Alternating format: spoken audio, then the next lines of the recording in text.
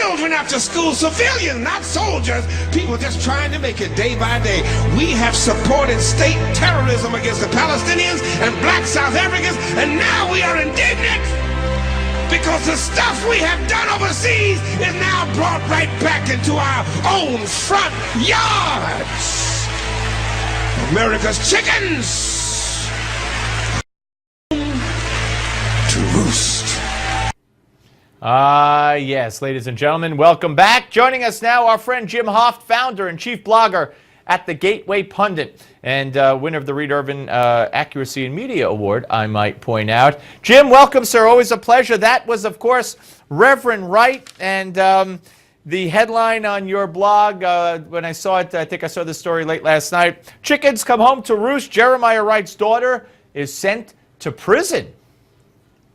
That's right, Steve. The chickens did come home to roost. Reverend Wright's been in the news quite a bit the past couple of weeks since Rudy Giuliani took a swipe at Obama. And it just happened that his daughter, who was indicted in 2013, and then she was charged with these crimes of fraud, they were actually taking advantage of some AIDS groups, taking money from some AIDS patients or something. Her and several other Chicago activists.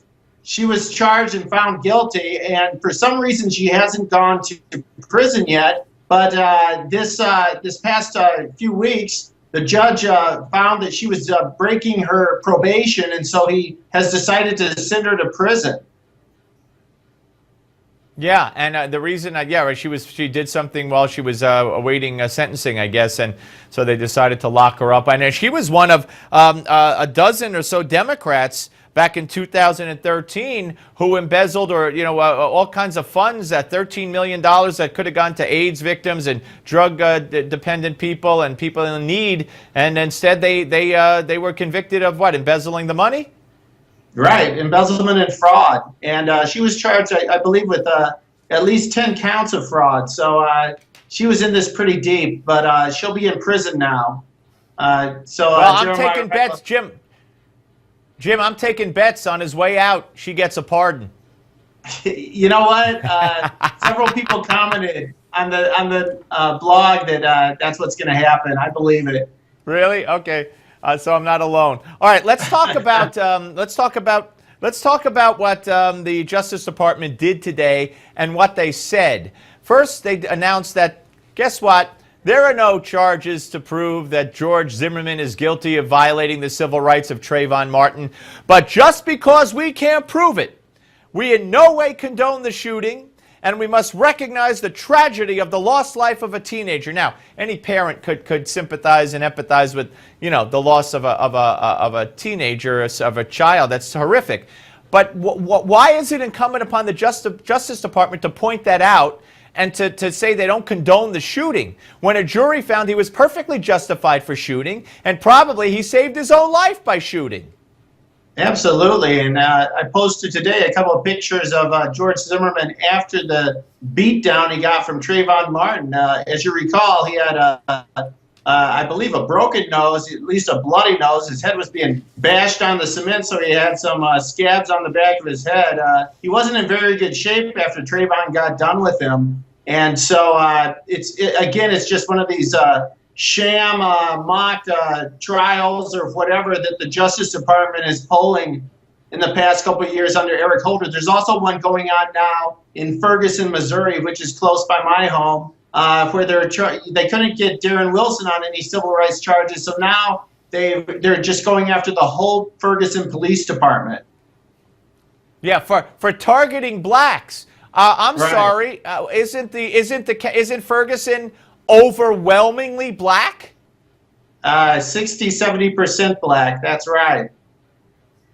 Well, then I guess they should start going after those white people and even out the statistics. All right. Also, our friend James O'Keefe, another undercover bonanza here. This one, he targeted Al Sharpton, and among other people, he spoke to the daughter of the gentleman who died, for those around America, in that so-called chokehold case in New York City. And she's on tape, she's on video, saying that all Sharpton is interested in, and she does this, she rubs her fingers, the money. And you have a bunch of other people involved with the Trayvon Martin Fund and others saying they don't want Al Sharpton around, and we know what he is. And he, you know, and she also talks about, does the daughter of the victim or the man who died on Staten Island, how the National Action Network, Sharpton's group, has been badgering her and pressuring her that she handed out flyers and they didn't put the NAN stamp on the flyers. And I mean, this is unbelievable stuff.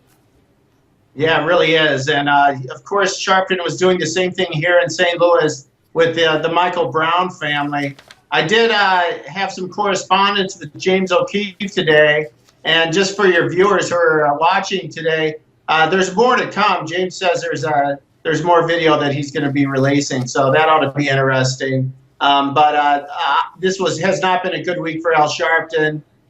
He was sued by some group for millions of dollars, and now these videos come out. So, and then his show on MSNBC, one report says it's been canceled. So it's been a rough week so far for Al Sharpton. Yeah, well, we shall see how rough it is. If the feds would do what they're supposed to do and the IRS were to, if it was anybody else, it might be a lot rougher. I don't know. Let's go to the VA Secretary, Robert McDonald, who was exposed today for falsely claiming to a homeless veteran that McDonald, fought in this. He was a special ops man in the military, when of course he was no such thing. He apologized today. He said there was no excuse for it. And life goes on. It goes on for Hillary, who lied about sniper fire. You know, the people who suffer the consequences are media people. Keith Olbermann, he got suspended from ESPN today, and of course Brian Williams got suspended for 6 months by NBC.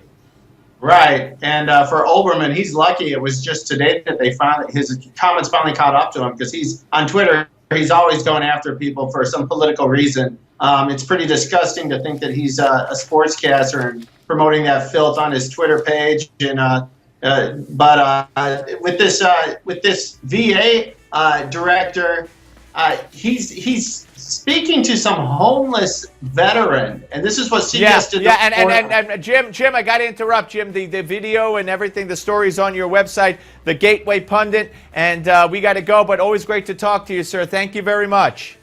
Thanks, Steve. Take care. Jim Hoft, ladies and gentlemen. Up next, Newsmax contributor and National Review columnist, the one, the only, John Fund.